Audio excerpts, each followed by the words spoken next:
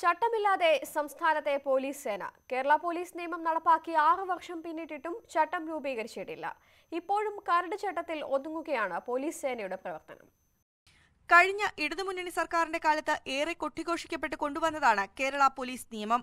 Kodiyeri Balakrishnan ആഭ്യന്തരമന്ത്രിയും Jacob Punnoose police മേധാവിയുമായിരുന്നപ്പോൾ ശ്രമങ്ങൾ തുടങ്ങിയെങ്കിലും ചട്ടം രൂപീകരിച്ചില്ല. മാറിവന്ന UDF സർക്കാരിന്റെ കാലത്ത് കരട് നിയമം പരിഷ്കരിക്കാൻ വിവിധ കമ്മിറ്റികൾ രൂപീകരിക്കുകയല്ലാതെ ഒന്നും നടന്നില്ല. TP സെൻകുമാർ പോലീസ് മേധാവിയായിരുന്നപ്പോൾ 2016 മാർച്ച് 3-ന് ഇന്റലിജൻസ് ADGP ഹേമചന്ദ്രന് കരട് ചട്ടം പരിഷ്കരിക്കാൻ ത്വരിത നടപടി സ്വീകരിക്കണമെന്നാവശ്യപ്പെട്ട് കത്ത് നൽകിയിരുന്നു.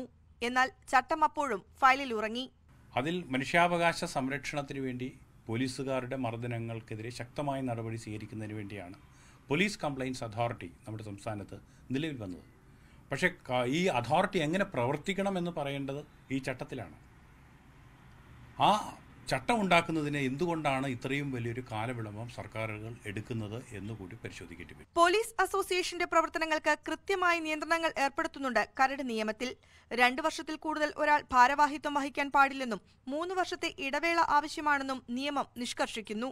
സ്വകാര്യ വ്യക്തി സംഭാവന സ്വീകരിക്കരുത്, സമ്മേളനങ്ങൾ 1 ദിവസത്തിൽ കൂടുതൽ പാടില്ല തുടങ്ങി 9 വ്യവസ്ഥകളാണ് നിയമത്തിൽ ഉൾപ്പെടുത്തിയിരിക്കുന്നത്. നിയമത്തിൽ വ്യക്തതയില്ലാത്തതിനാൽ ഉദ്യോഗസ്ഥർക്കൊപ്പം പൊതുസമൂഹത്തിനും നിയമത്തിന്റെ പ്രയോജനം പൂർണ്ണമായും ലഭിക്കുന്നില്ല. സുവി വിശ്വനാഥൻ, News 18, കൊച്ചി.